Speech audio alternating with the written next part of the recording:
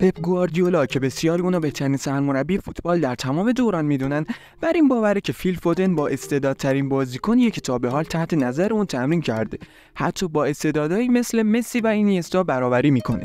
فودن که در حال حاضر یکی از بهترین بازیکن‌های منسیتی به شمار میاد، از دوران آکادمی خودش مهارت‌های استثنایی نشون داده. اون تنها توی 10 سالگی با به ثمر رسوندن 5 گل توی یه بازی از هم‌تیمیش پیشی گرفت و باعث شد مربی اون فودن رو در اواسط بازی‌ها به تیم زیر 14 سال منتقل کنه. فودن علیرغم جنسی کوچیکش با سخت‌کوشی و تلاش فراوان به بازیکن ارزشمندی تبدیل شد و یاد گرفت با چالش‌ها مقابله کنه و مهارت‌هایی را که الان در سطح بالا از اون استفاده می‌کنه توسعه بده. استعداد اون حتی در عرصه بین‌المللی هم درخشید. اون نقش کلیدی در تیم زیر 17 سال انگلیس ایفا کرد و در فینال مسابقات قهرمانی اروپا و جام جهانی گلزنی کرد و حتی در جام جهانی توپ طلای مسابقات رو کسب کرد.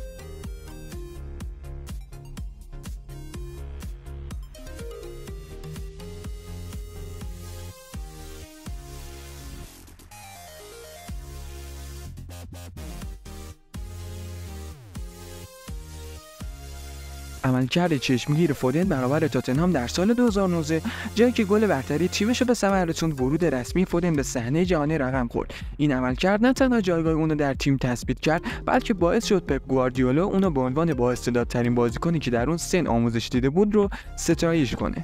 در فصل 2019-20 فودن در 23 بازی لیگ برتر به میدان رفت. در فصل بعد بازی خودش رو برای سیتیزن‌ها افزایش داد و 28 بار در لیگ بازی کرد.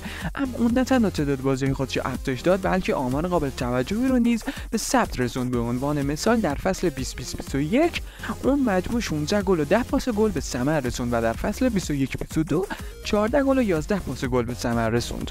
حتی فصل گذشته که فرم اون کمی افت کرده بود و جای خودش در ترکیب اصلی از دست داده بود، بازم موفق شد در مجموع 15 گل در تمامی رقابت‌ها به ثمر برسونه. اما اون در این فصل با قدرت برگشته، عملکرد خوبی را از خودش نشون داده، از جمله هتریک فوق‌العاده مقابل برنتفورد. با اینکه همه موافقن که اون بازیکن بسیار خوبیه، اما همچنان بازیکن دست کم گرفته شده به شمار میره.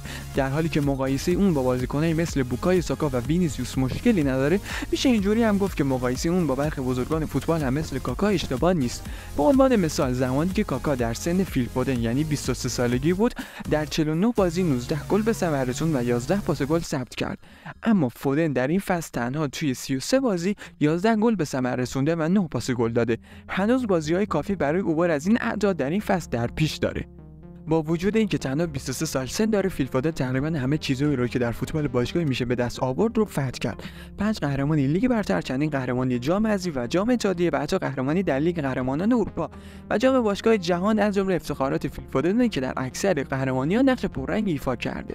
ممکنه فکر کنید که فودن برخلاف کاکا توپ طلا رو هنوز کسب نکرده، پس مقایسه اشتباهه. اما نکته مهم اینه که فودن هنوز 23 سالشه و کاکا تا 25 سالگی توپ طلا نداشت. آیا موافقید که احتمالاً فودن هم در صورت رسیدن به اون سن با وجود رقبایی مثل هالند، امباپه و وینیسیوس این افتخار رو کسب کنه؟ فصل گذشته فودن جایگاه خودش در ترکیب اصلی به گریلیش واگذار کرد، اما مصونیت دیبروینه باعث شد تا اون در این فصل بازی بیشتری انجام بده.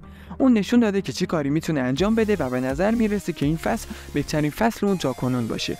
امیدوارم که از این ویدیو خوشتون اومده باشه. لطفاً کانال ما رو سابسکرایب کنید و ما رو به دوستاتون معرفی کنید. تا ویدیوی بعدی، خدا نگهدار.